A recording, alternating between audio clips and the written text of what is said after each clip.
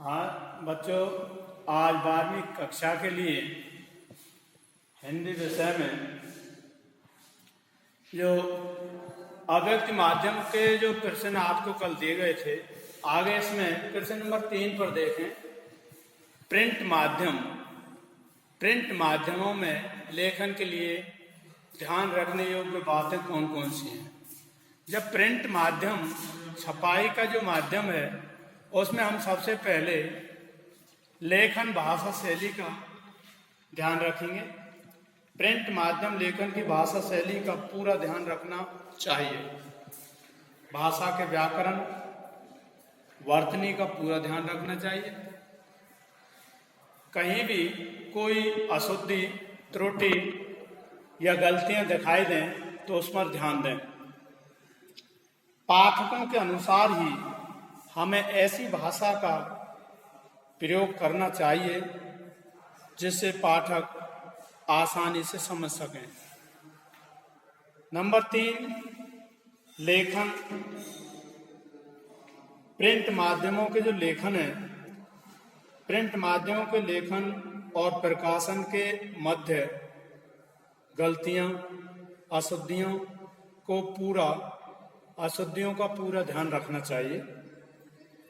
लेखन में समय सीमा का भी ध्यान रखना चाहिए, क्योंकि जो श्रोता हैं, जो पाठक हैं, वे अधिक समय तक ऊब जाते हैं। इसलिए हमें समय सीमा का ध्यान अवश्य रखना चाहिए। नंबर 5, लेखन में सहज प्रभावमयता के लिए तारतम्यता यानी कि एक सामंजस्य बनाए रखना। पाठक के बीच में जो तारतम्यता और प्रभावमयता का भी ध्यान रखा जाए। तो इस प्रकार से ये प्रश्न नंबर 3 आप अपनी कॉपी में लिखें और इसे याद करें। प्रश्न नंबर 4 देखिए। मुद्रित माध्यम में जो छापाखाना है, कल भी हम छापाखाने के बारे में बता चुके हैं। छापाखाना जो मुद्रित माध्यम है, इसमें रेडियो समाचार का क्या महत्व है, क्योंकि आप सभी जानते हैं कि रेडियो समाचार एक श्रव्य माध्यम है। इसमें ध्वनि, स्वर तथा शब्दों के मेल से श्रोताओं तक समाचार पहुंचाया जाता है। श्रव्य माध्यम में रेडियो पत्रकारों का कर्तव्य बनता है कि वे अपने श्रोताओं का पूरा ध्यान रखें। कारण यह है कि समाचार पत्र के पाठक अपनी पसंद और इच्छा से ही कहीं से भी समाचार पढ़ सकते हैं, लेकिन रेडियो के श्रोताओं के पास यह सुविधा उपलब्ध नहीं होती है। आप जानते हैं कि जो समाचार पत्र है वो स्थायी होता है, आप उसे कहीं से भी पढ़ सकते हैं, लेकिन रेडियो समाचार के लिए आपको इंतजार करना पड़ता है, समय का इंतजार करना पड़ता है। वे समाचार पत्र के समान रेडियो समाचार बुलेटिन को कहीं से भी नहीं सुन सकते, इसलिए उन्हें तो अपने बुलेटिन के प्रसारण समय का इंतजार करना पड़ता। यही नहीं, उन्हें आरंभ से अंत तक एक के बाद एक समाचार सुनना होता है।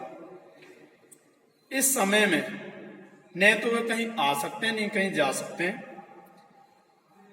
जो आपको समाचार पत्र के बारे में मैंने बताया कि समाचार पत्र को आप बीच में भी छोड़ सकते हैं पढ़ना, और आप उसे कुछ समय के बाद भी पढ़ सकते हैं। लेकिन समाचार पत्र के साथ साथ जो रेडियो समाचार हैं, उसको आप लगातार ही सुन सकते हैं और समय के साथ ही सुन सकते हैं। इससे यह बात स्पष्ट हो जाती है कि रेडियो में समाचार पत्र की तरफ पीछे लौटकर बुलेटिन सुनने की व्यवस्था नहीं है। यदि श्रोताओं को रेडियो के बुलेटिन में कुछ अरुचिकर या भ्रामक लगेगा तो वे रेडियो के उस चैनल को तत्काल बंद कर देंगे। रेडियो एक रेखीय माध्यम है, अतः रेडियो समाचार बुलेटिन, पत्र का ढांचा एवं शैली उसी के अनुसार तैयार किया जाता है। रेडियो के समाचार या रेडियो के समान टेलीविजन भी एक रेखीय माध्यम है, परंतु उसमें शब्दों तथा ध्वनि की तुलना में दृश्यों या तस्वीरों को अधिक महत्व दिया जाता है। जहां रेडियो में शब्द और आवाज का विशेष महत्व होता है, वहां दूरदर्शन में शब्द और दृश्यों के साथ सहयोगी बनकर चलते हैं।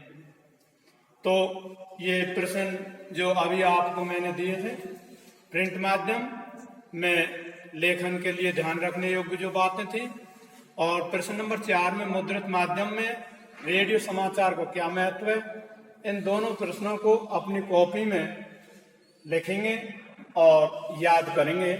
नमस्कार।